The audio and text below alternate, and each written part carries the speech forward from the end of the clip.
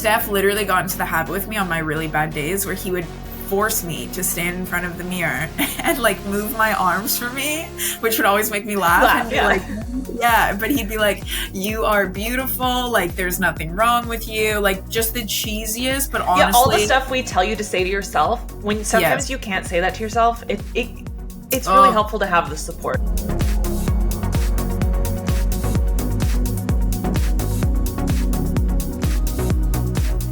Hey cousins, what's going on, everybody? Welcome back. Strong, well-fed, outspoken. My name is Rusty, aka Coach Frizzle. I am one of the infamous, I don't know if we're infamous yet, but like nefarious. Tag team. This is my girl. What's up, guys? I'm Coach Nel, and you have to listen to us for the next 45-ish minutes. Yeah. JK, as if you couldn't turn us off. Cut it down. I thought you were going to make a joke and be like, you're going to have to listen to us for the next 3 hours because... Well, it might be one of those. That's why I put a time cap on it. Yes, I set it in the universe, so now we have to stick to it. We need it because, and specifically on topics like this, because honestly, you guys, today we're just going to kind of shoot the shit and have a very honest conversation with you guys. As we talked about, if you listened to last week's episode, this episode, we wanted to be, very real with you guys on our own journeys because, Nell and I are fitness coaches. We've been fitness coaches for a long time. We work on the same team here with our clients. And it can be very hard to show up for other people when your health feels like it's not where you want it to be, first of all, let alone where social media makes you believe it should be. True. And as two people who work in the industry, where one of our main focuses is always to have you feeling better. Yep. When you're not feeling better yourself, it poses a lot of questions. And it's a very frustrating thing because we know what better feels like. Yes. Oh my gosh. Yeah. Of course. And so today we're really just going to be sharing about our most recent, health changes and how we've been navigating that, and how even a lot of the tools that we use, the metrics that we track, are helpful because you're all going to have days where you're tired. You're all going to have days where you don't feel great. But how do you know when those days are becoming the norm and something needs to change versus how do you know when it's okay to rest and then you can just keep going? Yeah, absolutely. When we talked about originally doing this episode, the phrase that kept coming to my mind was imposter syndrome. Truly.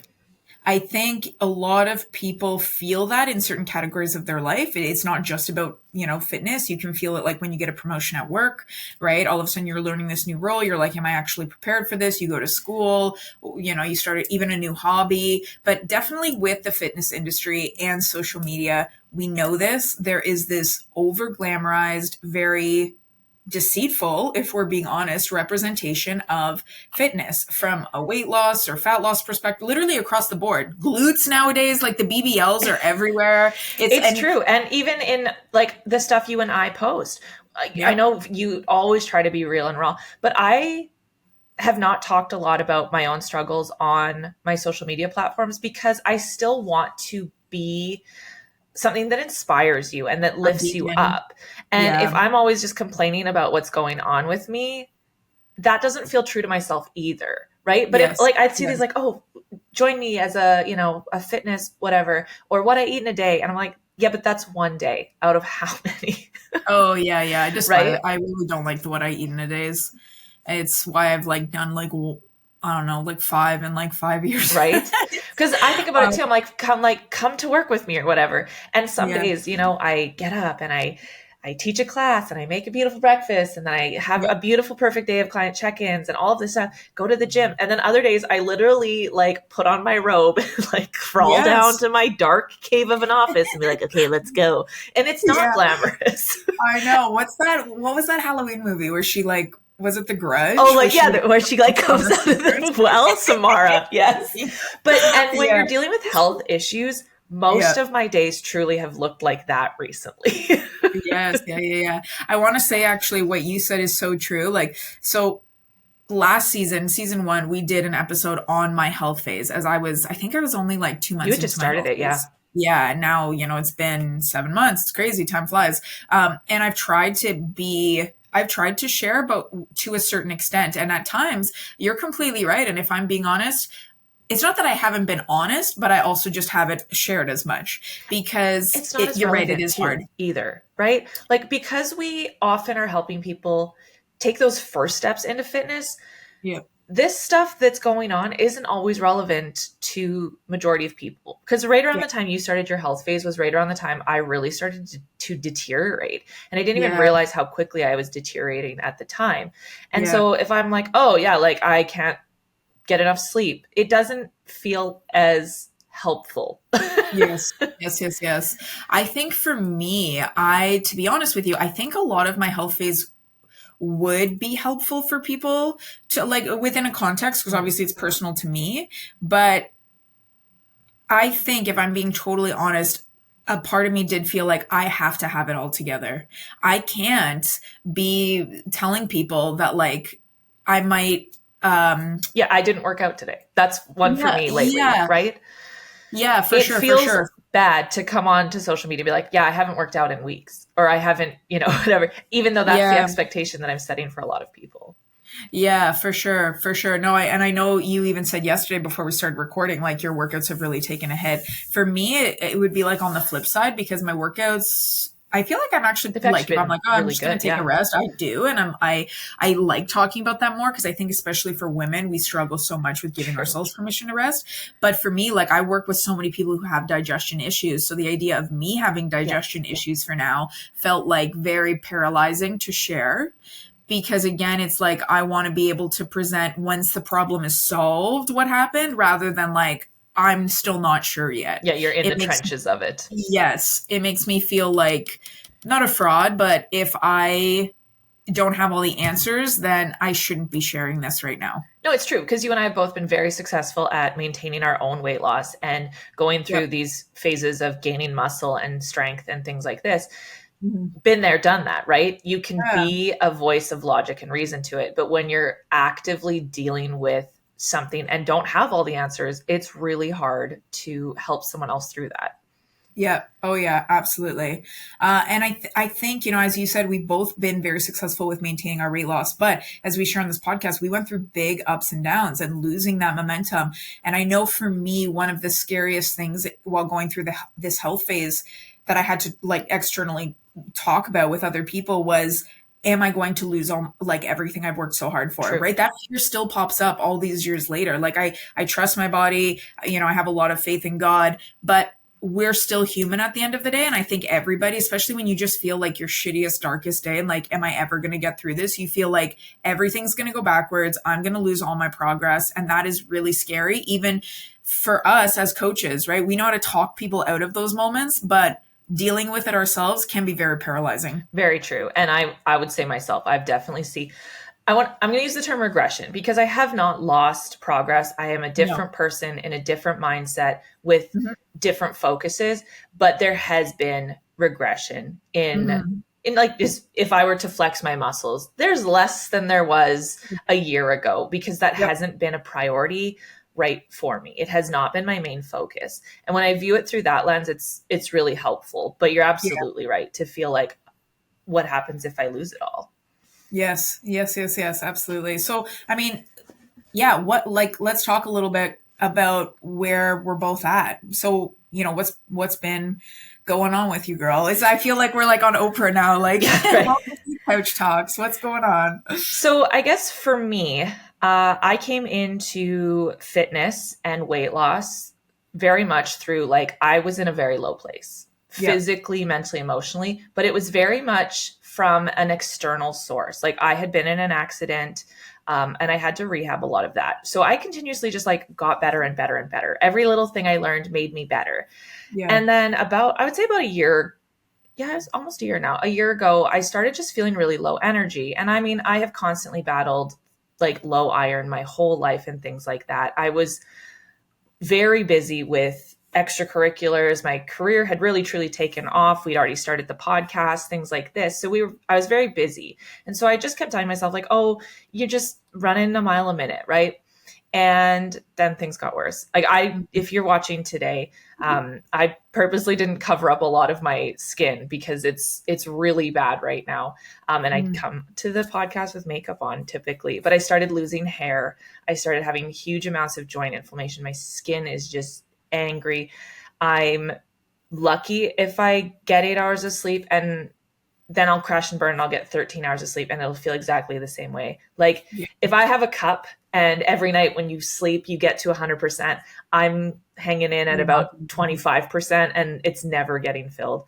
And so we started ruling things out. I got a bunch of blood work done and I'm actively going through testing right now, but it's looking like I'm dealing with celiac now, which, I mean, I'm 35. I've eaten gluten my whole life and I'm not happy to have to give that up, truly, but that's where I'm at, right? So I'm currently dealing with probably having a celiac diagnosis. Yeah, it's,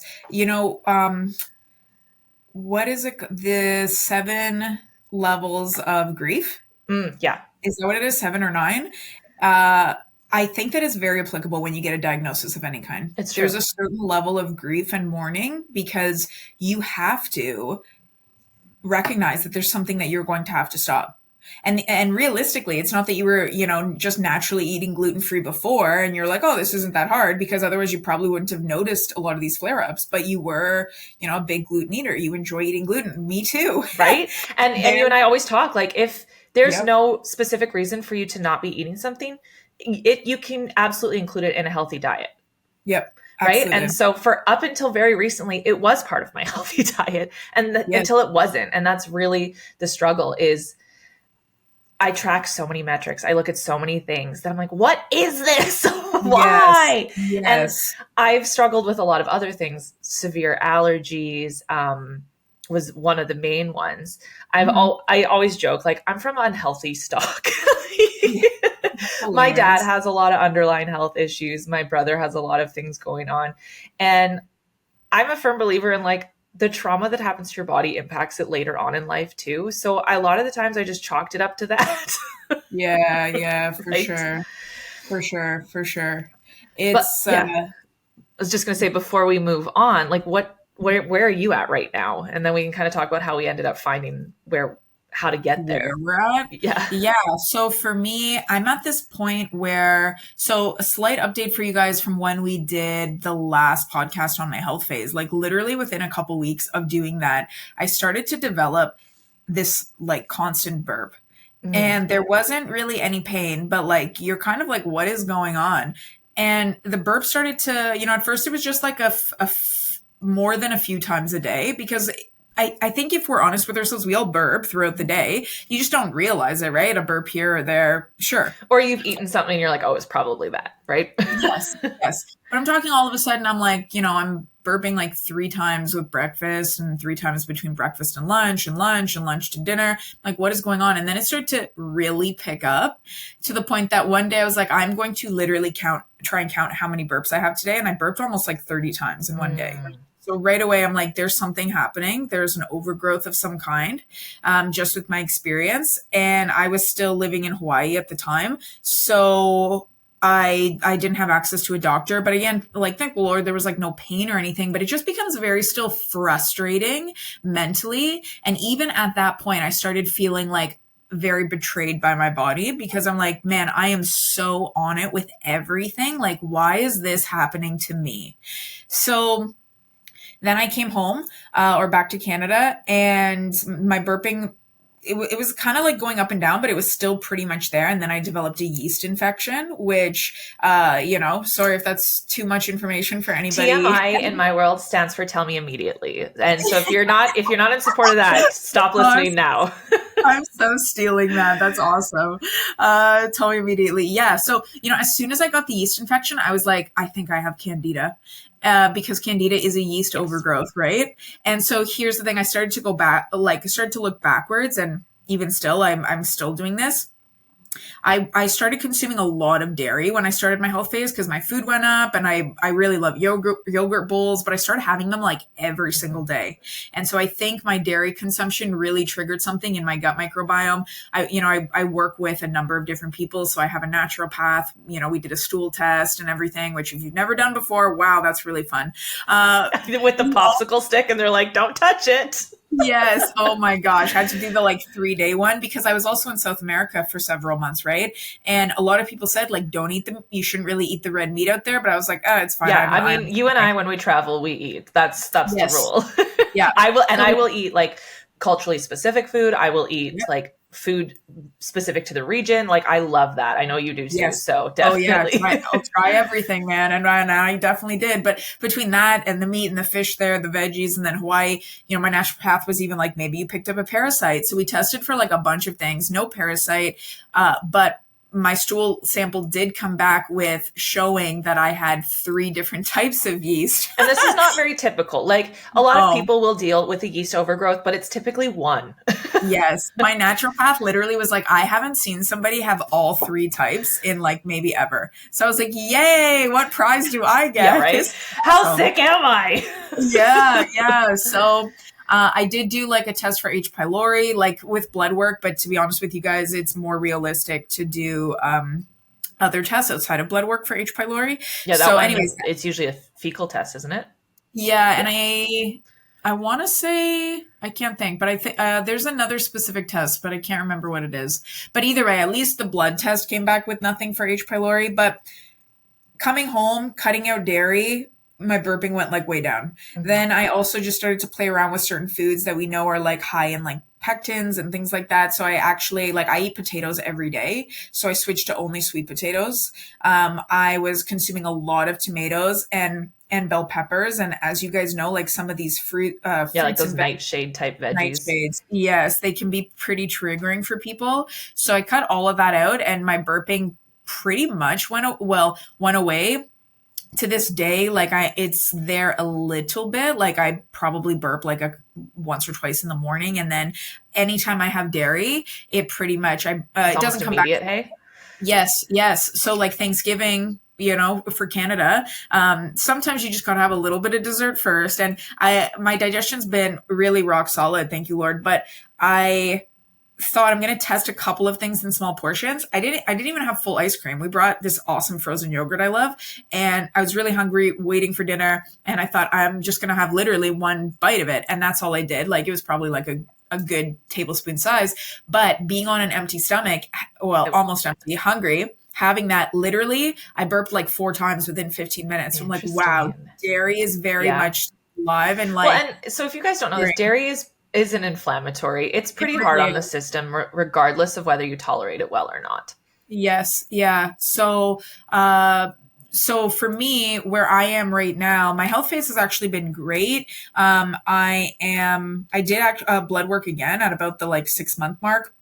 My liver has improved quite a bit. My thyroid has improved quite a bit, but we still wanted to improve more. So I am still going to be in this health phase for probably another 6 months. I honestly though, I feel good I'm at the point now where, I'm sitting about 10 pounds heavier, and I can just tell my body is stronger. It's less inflamed. My digestion is actually a lot better, but I am still dealing with the candida a little bit there. It's gotten a lot better, but it's still there. And there are some days where I just feel very frustrated because again, you feel really I got this from eating yogurt bowls with flaxseed and fruits and stuff. Bitch, are you kidding me? Right. And it just shows you that again, it's the dose that makes the poison. When we talk about healthy and unhealthy food, literally any food can become inflammatory, a trigger. It can become unhealthy for you because of how it affects your body. Yeah, because when I first started dealing with this, Rusty had actually been well, what about celiac? And I'm absolutely not. It's probably lupus or MCAS. Those were my top 2 contenders because I didn't have typical digestive symptoms. For me, it was all external. It was skin. It was joint pain. It was things like that. It was my hair falling out. It was not oh, I immediately want to throw up or I have explosive diarrhea. Yeah. It was never, ever that. And a lot of the time, I know, right? And a lot of the time, those are the typical symptoms. Yes. Yeah. Very common. But I went home for my sister's wedding in July, and my brother has a severe wheat allergy. Wheat, gluten, they're best friends. So my mom, her love language is taking care of people, cooking, all of that. So she made everybody's meals, big family friendly stuff, and it was all gluten free because of my brother's allergies. I came home, my skin had cleared up, my congestion was down. I sent Rusty photos. She's like, it looks like you've lost weight because the inflammation was down so much. It's crazy when that happens. Yeah. And so, like, even with this, right, there's still bad days. But if you're looking at tracking metrics, if you're looking at monitoring progress, you have a better understanding of whether things are improving or not. Because a lot of the time it does kind of feel like the blind leading the blind. You don't always know. Even when you're undergoing testing or even when you're through a health phase, you're still waiting, right? You don't always know. The waiting, I think, is one of the worst parts. Truly. Yeah. I mean, I've been in this for so long now. Even from my blood work coming back to this is a high marker, let's look into it, to getting the second test done was May to October. And we're blessed that we're in Canada and a lot of our medical stuff is covered, but it's a long wait time, right? It is. And you and I both work with multiple practitioners and professionals in that space. So what, I know you said you tracked your burps and stuff. What other metrics were you tracking that have been helpful throughout this time? Energy. Or how are you monitoring progress, I guess I should say? Yeah. Well, I mean, when the burping started being 2.5, almost 3 months into my health phase, I was pretty accustomed to just monitoring other things. I guess maybe before this, we should tell everyone. So you and I both actively track our macros. Yes. We document our workouts. We're looking at what we're lifting, how we're improving. You're looking at sleep quality. We're tracking our menstrual cycles, things like that. So before we even dive into this, just know that those are things we've been looking at all along. Yeah. Those are not what we're talking about right now because they're already what we were doing. So yeah, I started tracking my sleep more, energy levels a little bit more. I started paying more attention to when am I crashing during the day? Am I crashing during the day? How my brain fog is, am I getting tired after meals? These are all big hormonal signs, especially, things like fatigue after meals and brain fog and things like that. How angry, you're feeling because I'm so glad you mentioned this one because you and I are both very upbeat people. And I would still consider myself upbeat, but in recent things going on, I just need to take a 10-minute cry session, lay down, cry it out, wipe my tears and get back at it. It's a visceral response because 100%. I'm maybe denying it the rest of the time because I believe in being positive. I believe in finding the good in everything. Totally. Not toxically. Obviously, there's a lot of hard stuff going on, but I always lead with positivity. Attitude of gratitude, baby. Yes. So tracking that, am I cranky? Am I grumpy? Am I sad? Was a huge eye opener, I think, for both of us. Oh yeah, the irritability for me and poor Steph because he definitely got. Yeah, can we just shout out our spouses for getting through this with us? Honestly, you talk about love. Love is Candida. I said to him, I'm man, I am burping and tooting all the time. Attractive to you. I'm so sorry. No, it's really not. And to be honest, what's interesting is I actually was always a more gassy person. My girlfriends will tell you as well. I don't think we've ever hidden this. We've been married a long time, we're not dainty ladies. No. I can never be with I know there are couples out there that are I leave the room if I have to pass gas or we've never used the bathroom in front of each other. What? Steph and I are so raw and real with each other, and I love him so much for that. But not the most beautiful thing. But yes, the irritability was very high. My Steph and my mom definitely got the brunt of it, but they also got like you said, the 10-minute cry. I can't tell you how many days I came home. Even just after the gym, I would walk in and Steph would be he could see it in my face. He'd be are you okay? And I'd be no. And I think that's the hard thing is they want to help. And people in your life want to help and support you too. And I literally had to say, like, what's wrong? I'm like, nothing is inherently wrong. Like, I just need to get this out. Yes. Yeah, that too. There were days, actually, okay, I have to tell you, this is not good. I won't keep talking about my man, but there, because let's be honest, when your digestion, we say this to people all the time, when your digestion is off, it is your second brain. It shares, right, and your gut brain axis, because they run on the same axis in the body. Your gut is off, your brain is off. The way you see yourself, perceive yourself, feel about yourself is going to feel off.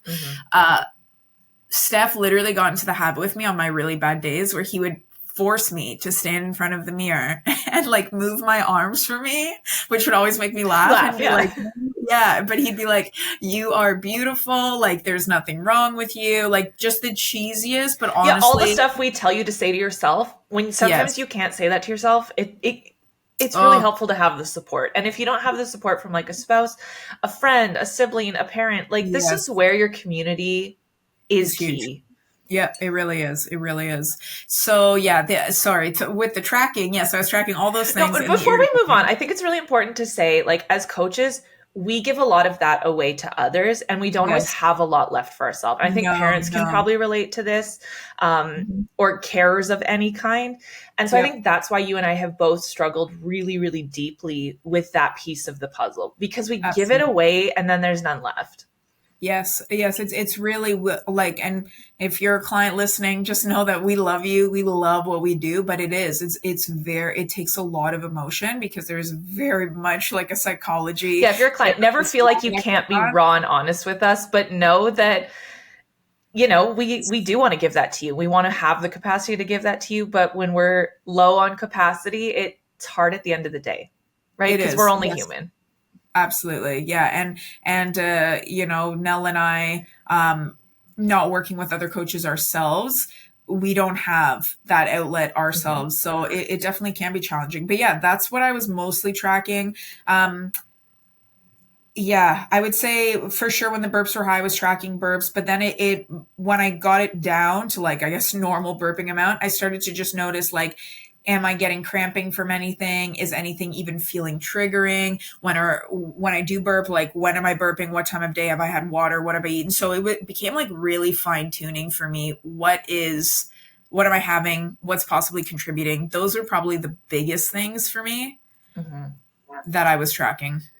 Two that I started tracking were hair loss. So if you guys don't have curly or wavy hair, you probably don't even realize how much hair you lose throughout the day, right? Because it just falls out and it gets on everything. For people with curly and wavy hair, we don't wash our hair as often as you think we do. There's a lot of fallout in the shower, typically. You wash your hair, by the way? Well, I teach hot yoga twice a week, so at least twice. Twice, yeah, okay. Yeah. I'm about twice a week. I'm about twice, yeah. So there's always a lot of fallout. I'm no stranger to seeing hair in the shower, but it got to a point where I'm like, this is a lot. So I started tracking that. Because that's the first thing, like, well, you know, that's a normal amount. I'm like, no, I know what a normal amount has been for me for the last decade. Yes. And your hair is not that long either to begin with. So to lose quite a bit of it seems like very eye-opening. Yes. So I tracked that. That was one that I started tracking. And the other thing that I started tracking was where I physically felt pain after a meal. Like where in your body? Yes, because, and I tested this, right? Because I had to eat gluten leading up to the test. So I would test this. I would eat a piece of bread and I would get pain in weird places. I'd be like, oh man, my wrist really hurts now. And whereas before I was like, oh yeah, I was sitting at my computer, I clicked on my mouse all day, repetitive stress injury, right? No. After I was okay, it's been 25 minutes and now I have pain here. Or my ankle really hurts the next day. How much did I eat the day before? And one that kept coming up is right in the middle of my back. It felt like I was throwing my back out. And I would have to lay on the floor and like gasp for breath. But that's the one I started tracking that was really eye-opening, because I could finally tie digestion to something physical, because I wasn't getting like gassy or bloated or things like that. Those pieces weren't there for me. Yeah. So you had to really you had to look. Yeah. And I think as coaches, in a positive, it makes us think outside the box sometimes. Absolutely. Oh yeah. And here's the thing. I really believe, and I hope you guys take this with you. I really believe the things we suffer through, the pain that we feel, actually becomes a superpower. So but again, it's about state of mind and getting through it. And then you recognize, because it's what helps you have more compassion, more empathy, but also more awareness, more education, more knowledge around a subject. Yeah, So that's because also, I often tell people like I don't know when to rest versus like I'm something else is going on. And as someone who deals with chronic pain, I give myself a 3-day rule. yeah. If I've done something and I'm like, I'm burnt out, I need a little rest, I'm tired, I'll rest. I'll take a rest day. Second day, I will allow a second rest day. If I still feel the same way on that third day, I know I'm dealing with more chronic pain than I am actually needing to recover. And so Yes. I like, that's kind of my like 3-day window. I tell myself that because I know it can get away from you, right? I know we can wallow. Oh yes, absolutely. It's very easy to stew in our own, well, in my case, stink. Oh, that's awesome. Okay, super quick pause here, because if you're listening to this episode and thinking, I really don't want another January where I go all in and fall off by February, you are exactly who we built our New Year's one-on-one coaching for. Our program is called 2026 Results That Stick. And the goal, if it doesn't sound obvious, is super simple. We want you to start 2026 the way you actually want to end 2026. It's not about losing 10 pounds in January. It's about making sure you're still here with sustainable results come April, come July, come September, come next December. Still moving, still consistent, still seeing progress. We are going to take you through a 4-month, 4-tiered coaching approach. Month 1 is going to be all about setting the foundation. Month 2 is our launch pad. Month 3 is where we literally start stacking results. And month 4 is where we teach you how to sustain every single result you've gotten. Think about it like this: 80% of people fall off by mid-February. And let's be honest, you've probably been part of that statistic. I know I have. Committing to the next 4 months means you're still going to be showing up when most people have already quit. You're going to get programming tailored specifically to you, one-on-one support from me and the other Team Frizzle coaches, as well as community support from other men and women who are working toward the same kind of long-term change as you. If you're ready to stop starting over and actually build results that last, click the link in the show notes and apply for our one-on-one 2026 Results That Stick coaching. And let's build something you're proud of, not just in January or February, but all freaking year long. All right, back to the episode. Was there anything at the time that you felt you were maybe delusional about everything. what you're seeing or not? Yeah, were you looking at everything like, could this be? Well, and I know I've had this conversation with you a couple of times because in the process of this, I did a full production. I was in a musical. So I was getting up at like 5 a.m. to work out. And then I would work through the whole day. And then I would go to rehearsals at 6 p.m. and I was getting home at like 11. And the rehearsals are pretty rigorous. I mean, it's a musical. It's singing, dancing, all of that jazz. So when I was really struggling with high levels of fatigue, I just chalked it up to that. Like my schedule is so busy. So busy. Yeah, of course. Or because I was dealing with a lot of like physical inflammation and soreness, I teach yoga a couple times a week. And I've never, ever had to balance that with my strength training. It's always fit in really easily. It's very much recovery based for me.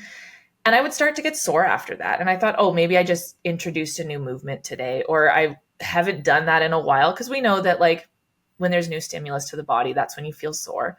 Yeah. And it was like weeks and weeks and weeks of that. I'd be like, oh, I just put something else in. But I was so sore after teaching yoga, and I never had that before. But I kept just saying, no, it's fine. Yeah, brushing it under the rug, making justifications for it. Yeah. And the skin was a big one. So I had 2 little dogs, and I'm dealing with allergies, whatever. And I thought, oh, my skin flare-ups are just because I rub my face on my dog. That's hilarious. So long. I deluded myself so long with that one. Interesting. You kind of deluded yourself from like an optimistic I really did. I was like, oh, you're fine. You can tough it out. It was always a positive base. It was just like 2 degrees colder today. And that's why it's rainy. That's why everything hurts. Like, what is wrong with me?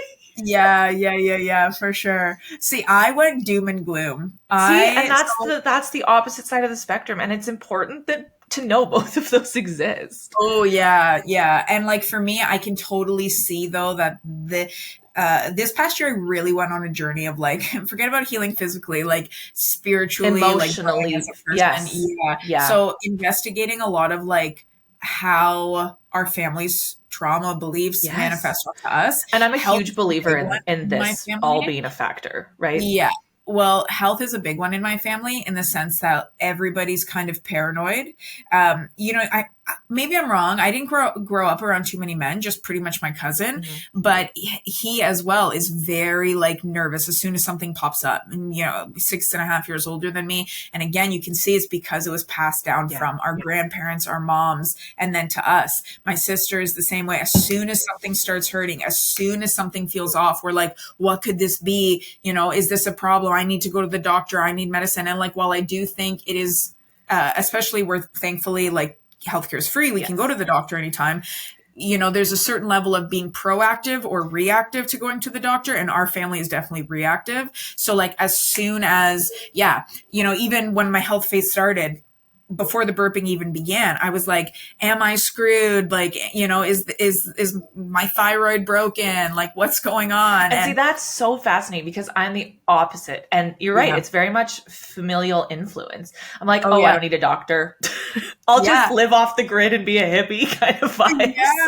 That's awesome. Well, for me at one point, when my health phase first started, one of the things I was noticing then was it felt like my hair was never growing. And I looked at, we had talked about this. I looked at old on your photos. Yeah. Yes, I looked at old photos of myself, and in the last like 3 years, my hair has gotten progressively shorter. Mind you, my curls were kind of killed with a bad hair treatment I had. So they definitely came back and were a lot tighter, which is going to shrink them. But still, my hair got shorter and I never cut it. So I knew I was losing hair and hadn't been paying attention to that. Or at least I was experiencing more hair shrinkage than is normal. And so when I really came to terms with that, I literally convinced myself I was going to go bald.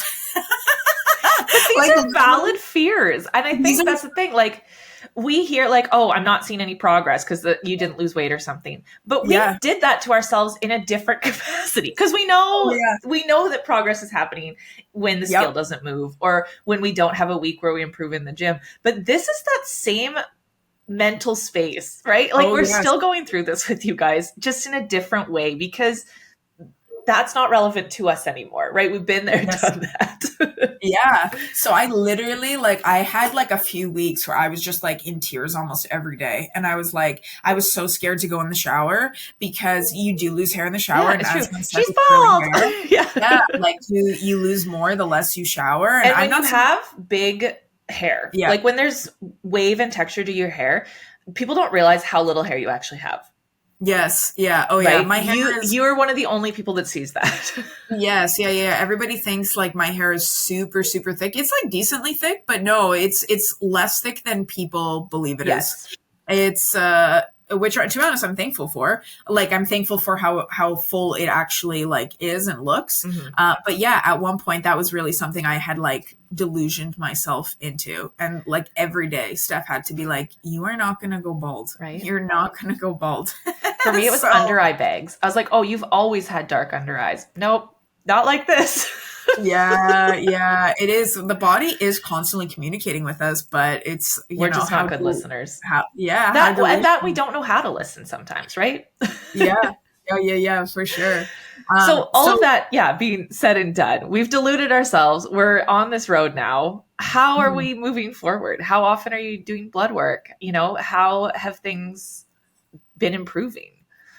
Yeah, I mean, I think that. Well, I'm doing blood work about like every 6 months, 4 to 6 months.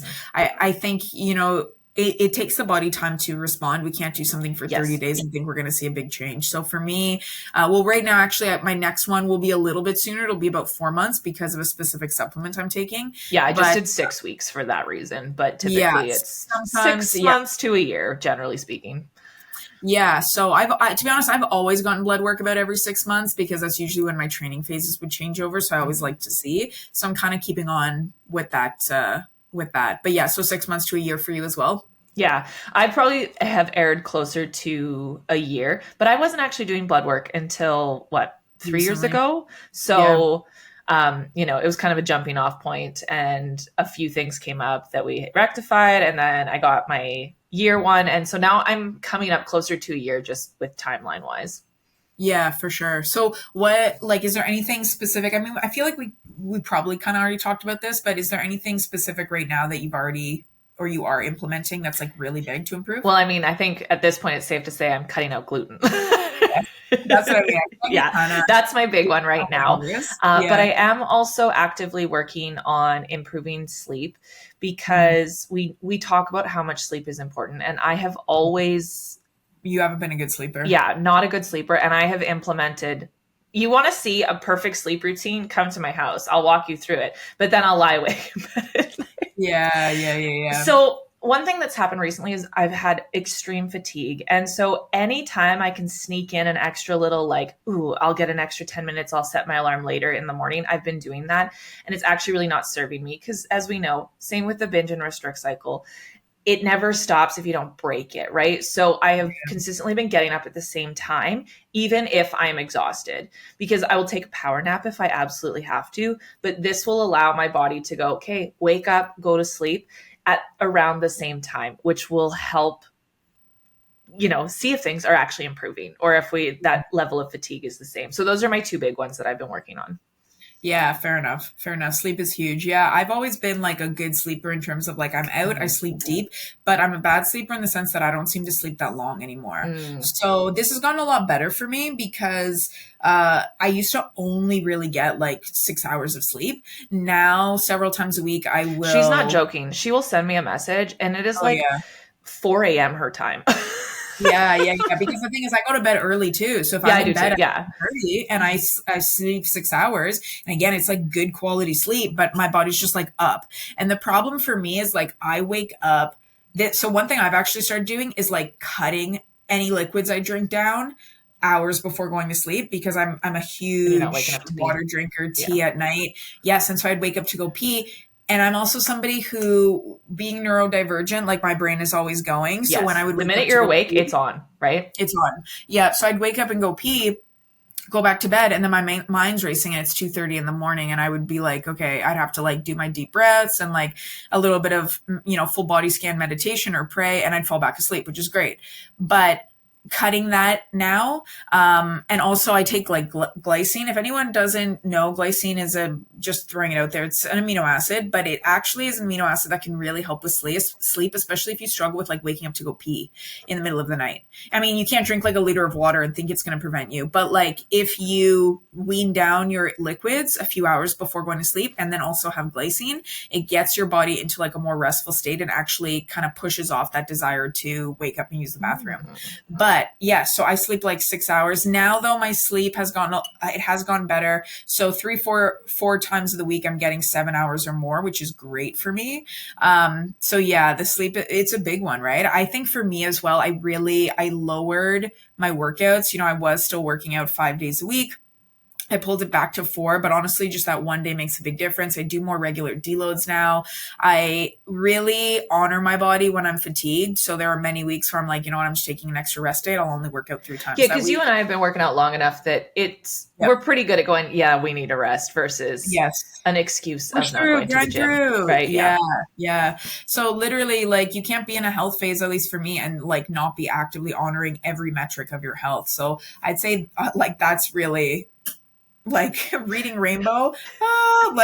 More you know. Listen to your health, bitch. Like that's really what I'm implementing. So what have you had to scale back on? Has there been anything that you really, dairy? Yes. Yeah. For me. So yeah, I really, again, like I'm a potato girl, tried and true, but I just swapped. I was doing white and red a lot. And now I just pretty much only eat sweet potatoes. Which I have no problem with. I love, especially like purple and Jamaican sweet potatoes. Amazing. But that I switched over. I still haven't really implemented trying tomatoes out again. I keep it pretty low on the bell peppers and mushrooms, to be honest. Dairy, I am having, but like very minimally. So I might have like a tablespoon of cream cheese, a couple times a week. But anything in big amounts, I really pulled back to see what's going on there. The biggest thing I've had to scale back on recently is workouts, which has been tough because my most recent phase was very strength. Like it was like lift heavy, low reps, and I was loving it. But I really had to scale back. So my workouts, I would say, are almost opposite end of the spectrum, right? It's a lot more movement based. It's a lot more mobility. Just it almost felt like going through the motions when I first started doing it. But one thing that's helped me kind of stay mentally in a good space about it is when I was at my rock bottom after my accidents, at my probably worst mental health place, I walked. And my walks were around the block to start. And so I remember being at that point and going, look at how far you've come, because you can give yourself the grace to just have a day where your step goal is what needs to happen. And physically, not a huge difference between then and now. Mentally, it's been a huge shift. So I'm better about giving myself grace. And like we talked about, honoring that, like, maybe you do need the rest. Maybe you do need the downtime. And because my workouts have taken a hit, I am locked in with nutrition. I think this is where people go wrong. Oh, I can't do this, so I can't do that. You can absolutely lock in one area if you have to hold back on something else. Yes, 100%. Yeah. And actually we can really see other aspects of our life improve because, hey, I actually have more ability to focus on this now. So kudos to you, man. Practicing. When you got to lock in with nutrition when you're cutting out something that you've eaten in your entire life. It's a learning curve for sure. Totally. Right. Totally. Now, talking about like family and trauma or even just like the past, do you think that anything that you're experiencing right now is tied to the past? Even like forget about family, but just tied to your own past, like from when you were younger? I know you said you come from like unhealthy stuff. Yeah, I really do think so. And I actually think that a lot of what I'm struggling with has maybe been a little bit hereditary. Like it's been passed down because like when I was really little, my dad was very, very ill, like bedridden ill. And we didn't have answers then. I mean, it was the early 90s. And then my little brother really struggled with a lot of food allergies, food intolerances. And a lot of these things really started to happen and get exacerbated after like a physical trauma to the body. And so I do really much believe that they're tied. And I was saying, I actually told Rusty this morning before we started chatting. I just had a gastroscopy done yesterday. And I've had tons of IVs. I've had so many surgeries from my accident, never had an issue. And yesterday when she put the IV in, I passed out and had seizure-like symptoms. Yeah, that's crazy. And like I scared the nurses. And they're you got a pretty strong medical history here. I have no idea. But I was saying to Rusty, it was on the side that has a lot of scar tissue that I've had all the damage done on. And I think my brain just went, this is a danger. Like we can't go through this again. Yeah, totally. So I do think that there's definitely some ties. And I will say, I think I really started to actually struggle with this intolerance earlier on and didn't realize, because after my accident is when I started getting what I called adult acne. And I didn't really have an answer for it. Right. And they're like, oh, well, it's just medication and surgery and anesthetic and all of these things. And it never really got better. Yeah. And so even though everything in my life was getting better and I was getting healthier and I was getting stronger, those were probably still there and I just didn't know. Right. Yeah. It is interesting. I mean, it would kind of line up with what you said about being like, Delulu. Oh, very much. Yes, they're probably there. See, I honestly don't think the dairy is like from my past. I think it's new. I think I literally inflicted it on myself. There's that too, right? We've inflicted a lot on ourselves by our past history, right? We see this all the time with people that have habitually dieted, right? Yes, yeah. But I think I literally think I brought it on from how much dairy I was consuming within like a 3-month time span, that it caused an overgrowth. And so at the same time, that actually helped me when I stopped doom and gloom. It helped me be very optimistic. And one thing I do firmly believe in, and I tell this to a lot of our clients, is I believe that anything the body can learn, it can also unlearn. And so that was something that I really realized. Yeah, this is something that, made happen. I take accountability for that, but I also know then that my body can unlearn it, Mm-hmm. which was very like motivating for me. Yeah, I actually really love that, because a lot of the stuff I've been dealing with felt harder because of other things that weren't related to it. And having that mentality of like, if I learned it, I can unlearn it. If I put myself in this situation, I can take myself out, is really helpful if you need to separate those things, right? Yeah. Oh yeah. 100%, 100%.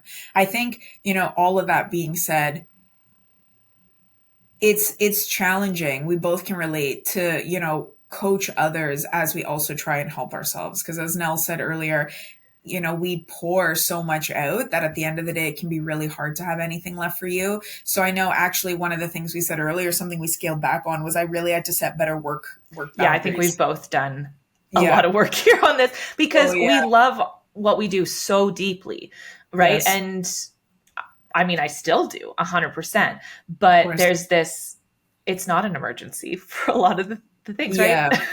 Well, and I think that's the thing as well. Even as we go through this, we know the power of when you do feel like my world is crumbling, how powerful it is to have somebody remind you that it's not.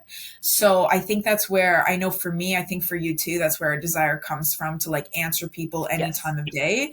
But at the end of the day, I also started to realize I have nothing left to give them if I don't allow myself to replenish. Mm-hmm. And, if you do work with us, it's funny. A lot of our one-on-one people will actually ask us like, hey coach, like when are you taking a vacation? And it's so nice to have them recognize that we consistently show up for them so much that now they're literally saying to us, hey, have you taken a day off lately? Because, we want you to still be here for us. So the work-life boundaries was definitely a big one. Yeah, because even in this season of the podcast, we've both lost like animals in our household, and we've all like a lot of things going on, right? You're not just navigating your own life, you're navigating life with your spouse, with your family. And we've both had things going on that have impacted us with those things, and yet still need to show up in those capacities, right? For other people. For sure. So, I mean, with that being said, actually, like, how do you find that you navigate, or what do you do to navigate showing up for yourself and, again, our clients or other people, our men, our family, on the really hard days? So I actually talk with my clients about this a lot, is what are your bare bones? Those like, this has to get done today. And what is getting done on a perfect day, right? Yeah. And having those separate goals, right? Like I know, like, Tuesday is your check-in day. You are my priority on that day, right? I will absolutely make time to check in with you that day. But do the dishes need to get done right now? No. Yes. Right?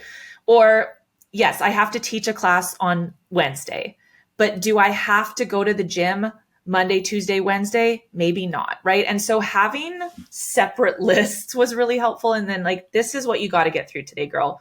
You can power through these, versus if you have the capacity, bring these things in. That one was really helpful. Giving myself time just to feel. Yes. Right. Yes. Like so even powerful. if you just set a timer, give yourself a 10-minute window to like lay on the floor. If you're not laying on the floor, you should be. Because you physically feel what's going on in your body better when you're just like vibing on the floor. Yeah. Body scan. Yes. Absolutely. Yeah. So like, I set time for that. It's okay to do that. And I know one that you and I both do is we spend time with ourselves. Like I journal every night. I think you're a morning person. Yes, I am. Yeah, I am for sure. Right. So that, and I'm a bath girl. If I want to have a bath, I'm having a bath. I don't care. So I have a bath every single night because, as we joke, because I have been crying a lot lately because I recently lost my dog, which that's a whole nother episode we could get into about how I've unintentionally tied my loss of her to my loss of the ability to use my hands and be afraid of dogs. It's a wild ride. Anyways, the bathtub feels really comforting to me. I've always been a bath girl. It definitely is comforting. Little, whatever. I've never stopped. So I would just go in the bath to cry. Like that was my cry space. It was like a designated safe space for that. Yep. And so it was easy to go, okay, well, I'm done my bath, dry off, and then I can go get on with my day. Like that cry is over now. Totally. That's so those are probably my top three. That you do for yourself. Yeah. But what about you? Well, yeah, I love the idea of like, well, yeah, what's my minimum? Absolutely. So one thing as well with my family, like I come from a family where it's just like, get everything done, like grind yourself, like go, go, go. And so that's something I'm still working on, like recognizing this doesn't need my energy right now. I think that's why I needed the list, because I'm the same way, right? I want to do it all. And if I don't do it all, I feel inadequate. I feel like I haven't put enough out there, even though I didn't have anything to give. For sure. Yes, exactly. So for me, absolutely. Like I always know what I have to get done. And then I am a very big, honestly, I love just watching TV. I've always been a big TV movie person. I have no shame in saying I can binge easily like 5 hours of TV and not feel gross. Isn't that how you're supposed to watch TV? Yeah. Well, I mean, we don't even have TV, but we don't either. It's like Netflix. Yeah. So I really gave myself permission, no matter what, like once a month I have a do nothing day, and I literally don't care if I sit on the couch and rot for 10 hours. It's my day to do whatever I want. I also just stopped. I really realized this year that a lot of the stress I was feeling was self-inflicted. Like I was trying to convince myself to live up to a certain standard. We work from home. So I really gave myself permission to, like, if I want to work in my pajamas all day, I'm going to put on my comfiest clothes and work, because that actually had me feeling good rather than feeling uncomfortable in something or feeling like I have to do something, because who actually says, like, where am I getting this idea? And so I think that's the tough part, right? We don't clock in and out. We don't drive to an office building. And so it's really hard to detach work and home. Yes. Oh yeah, for sure. So I really gave myself just permission to do what was comfortable rather than some elusive idea of what I had to be doing. So even I noticed, like this past year, the past 6 months, like even some of the clothes that I was wearing, I think, this might sound crazy to some people, but I don't even care. I think, at some point I started feeling like I always had to wear things that would show my physique as much as possible. That's a very valid thing in this space, right? Oh my goodness. If you don't have the look, people question your authenticity, right? Yeah. And I think, coming from a very overweight background, never having the look being questioned, it felt like I had to always just let my body speak for me, even though I don't have that belief. And we have never, ever, like we say we don't, but deep down inside, it's... No. I mean, like, I literally don't. Like, another coach could be 250 pounds and 30% body. Exactly. Question that they're not a coach. But for myself, I was carrying this idea of, like, you have to, be showing off all the time. Whereas I just really started to give myself permission to just wear whatever I wanted because it was comfortable, and like stop living to this idea that I have to be on, so to speak, according to like social media standards. That was a really big realization for me. But sorry, I kind of got off top there. On the hard days, on the hard days, wearing something that makes you feel like you makes a big difference. I give myself permission to do whatever I need to do to feel comfortable. That's really what I would say. And also embracing where I am. Yeah. I think there's a fine line between embracing where you are while also wanting different for yourself in the next moment. I think that you can want change without hating yourself for it. And that was a big thing for me, realizing that I was like, no, I'm not happy in this phase right now. No, I'm not happy that I'm burping 20 times. But at the same time, I know change is coming. I know it will come. So there's no point in me talking to myself like trash or hating myself for what is happening right now, because it's not going to serve me and it's just not necessary. And it's also not something that I need to be doing. True. So allowing myself to feel all the feels while also embracing the fact that change is coming. And that was a big thing. And yes, communicating with Steph or my mom or journaling, praying, made a really big difference for me as well. Yeah. And I think another thing that can help too, one thing that I've made an effort to do is designate spaces for things. Yep. Like I was notorious for, being on my laptop and I'll just work at my coffee table with the TV on or whatever.